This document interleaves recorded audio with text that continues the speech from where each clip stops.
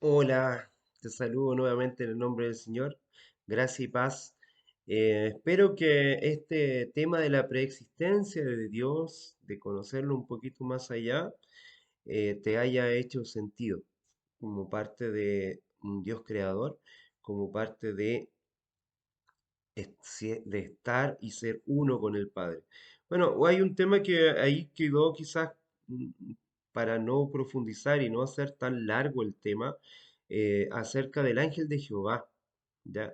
Quiero nombrarte algunos versículos y algunos episodios donde creemos que este ángel, distinto a los otros ángeles, donde se permite hablar con poder, con manifestación y con potencia, con con otro énfasis y que también acepta adoración. Éxodo 3, desde el verso 2 al 6, nos habla que aparece el ángel del Señor, que en la llama de fuego ardiente, ¿cierto? En medio de una zarza. Y ahí vemos la historia de Moisés. También el ángel de Jehová se aparece junto a una fuente de agua en el desierto. Esto se le apareció a Agar en dos oportunidades a una mujer que incluso por ahí hemos considerado eh, no digna de la gracia del Señor. Una mujer que dio un hijo que supuestamente no era parte de un pacto, pero el ángel de Jehová también dice que va a bendecir a las naciones a través de él. El libro de Jueces también dice el Señor que se subió, ¿cierto?, a Gilgal y que Jueces nos manifiesta que Él nunca quebrantará el pacto con vosotros y en cuanto a vosotros no haréis pacto con los habitantes de esta tierra ni alzaréis ni derramaréis. En el libro de Zacarías también se ve junto al sacerdote Josué. Y ahí vemos algunas de las manifestaciones del ángel de Jehová. Este ángel que se encontró también con Jacob en Génesis 31, con Agar, como te había mencionado, y le pide que pueda huir. Entonces, este ángel también es una manifestación de Jesucristo en el cual el tema de la preexistencia de él también hace esta mención.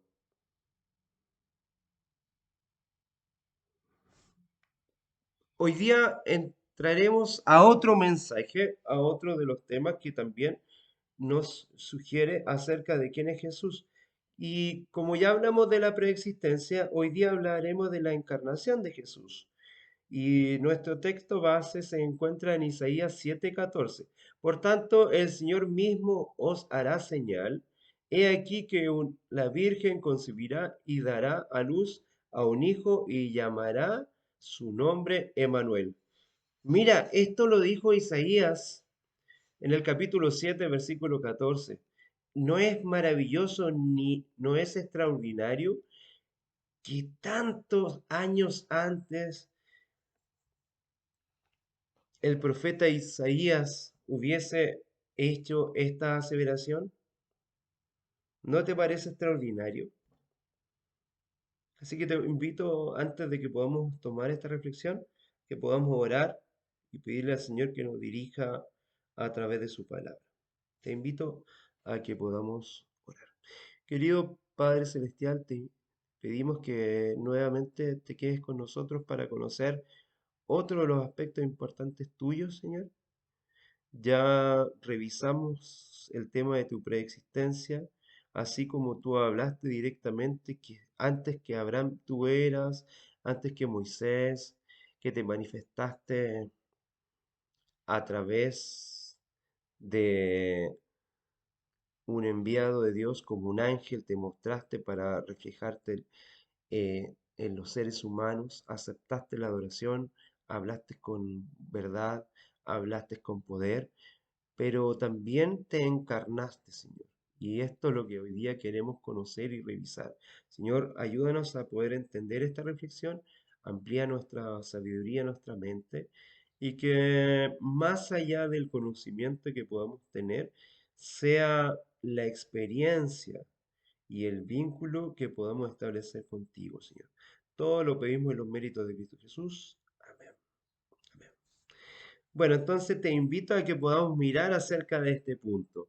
Ya habíamos mencionado un versículo importante que nos hace referencia a que Isaías ya había mencionado que el enviado de Dios, el Mesías, nacería de una virgen y que recibiría el nombre de Emanuel.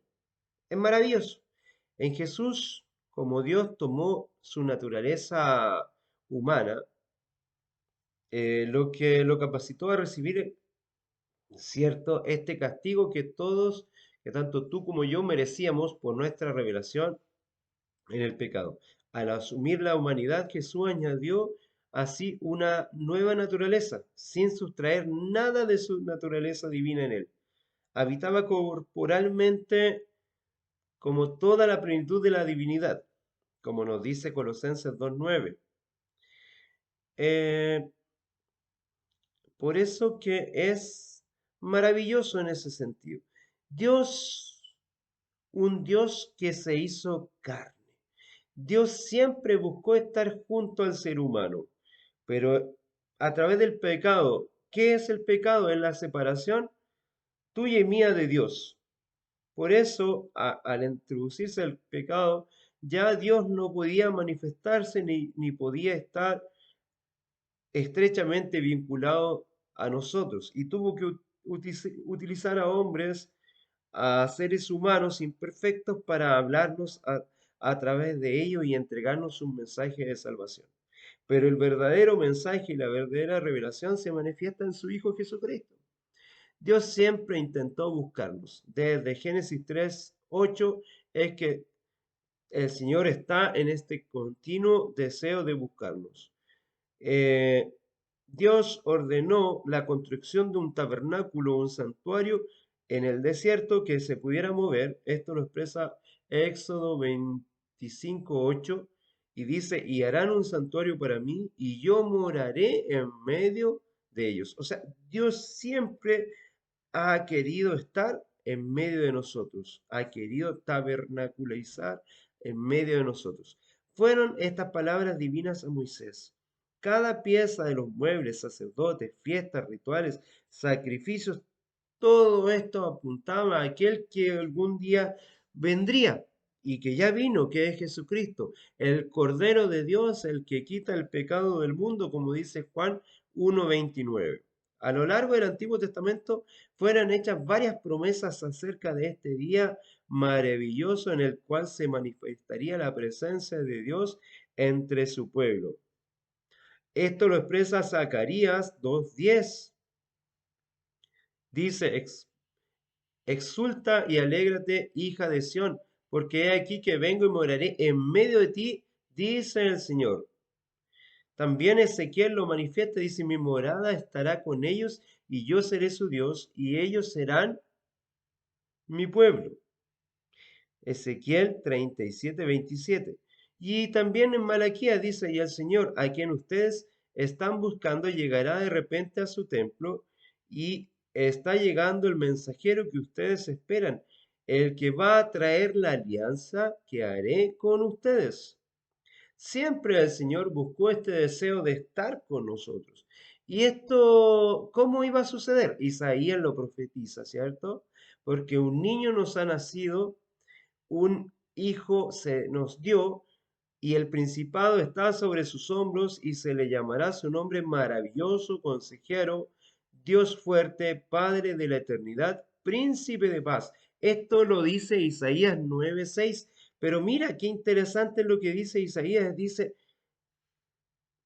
y se le llamará Padre de la eternidad.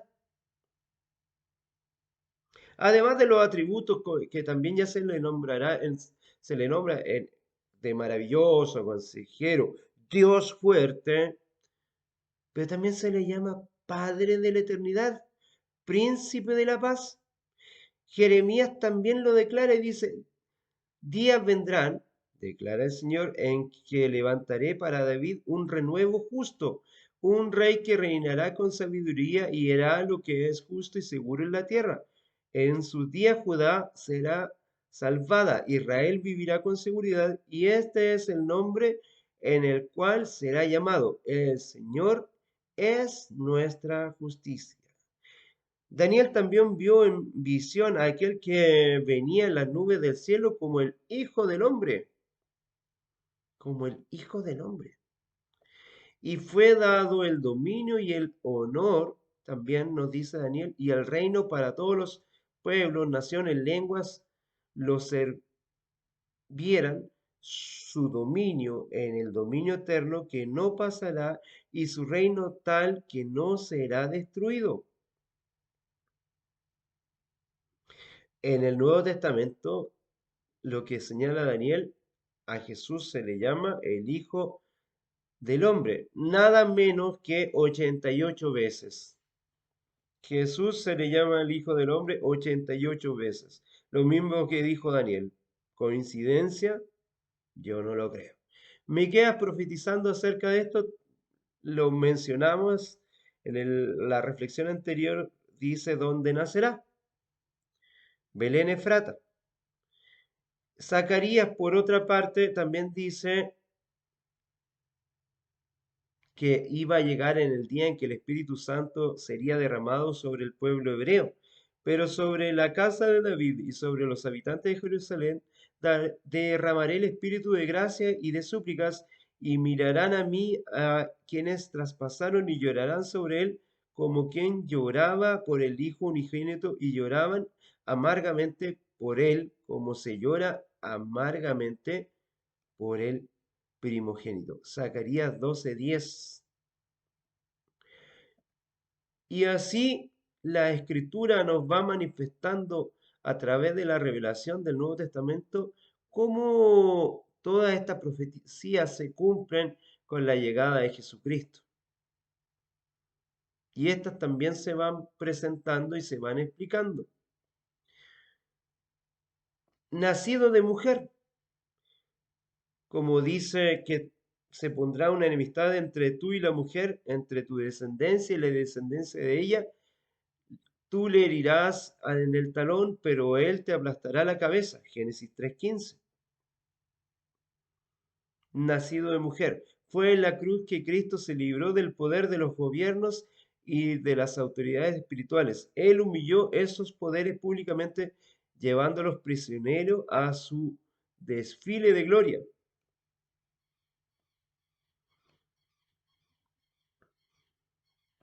Por tanto, el Señor mismo os dará una señal. He aquí que la Virgen concebirá y dará a luz un hijo y le llamará, y se le llamará Emanuel, lo que habíamos mencionado acerca de Isaías.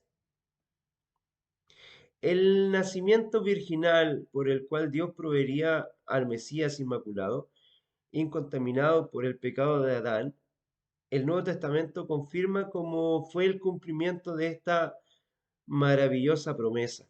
Y esto aparece en el libro de Mateo, en el capítulo 1, desde el verso 18 al 23. De esta misma manera, en cuanto a su divinidad, el Nuevo Testamento es bastante claro en cuanto a la plena humanidad de Dios.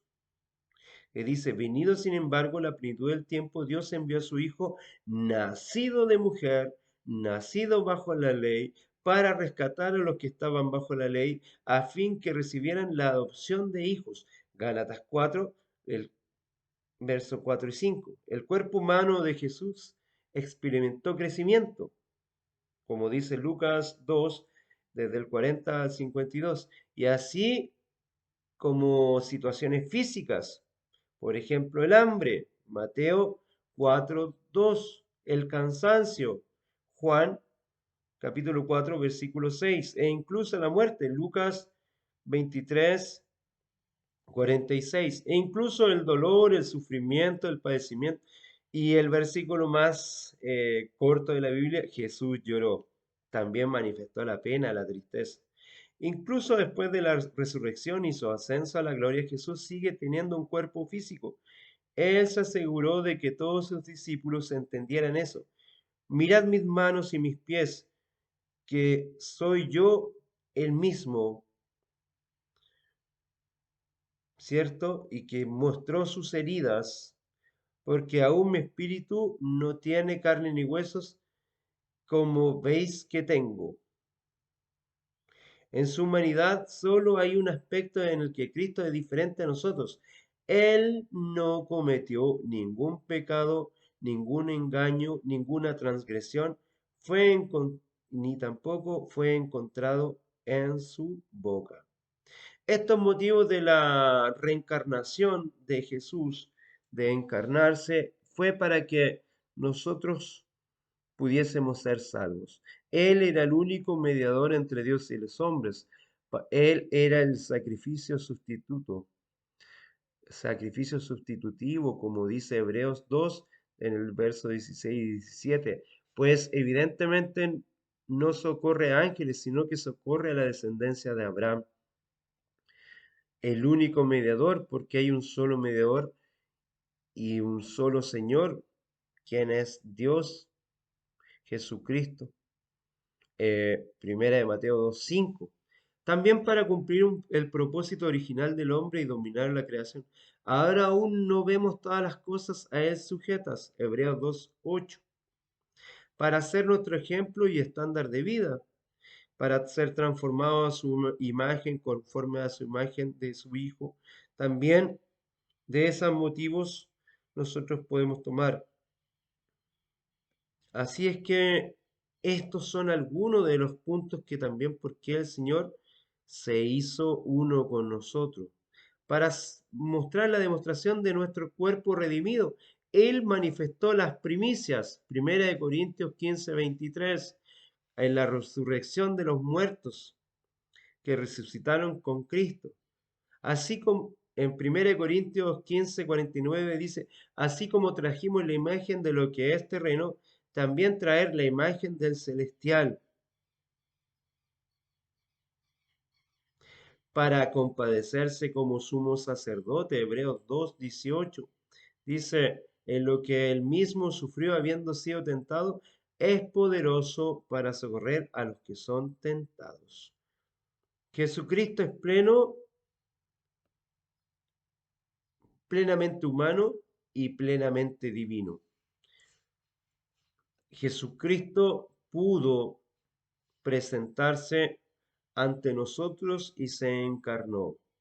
Así como su preexistencia fue importante y fundamental, también así es el hecho de que estuvo con nosotros y habitó con nosotros.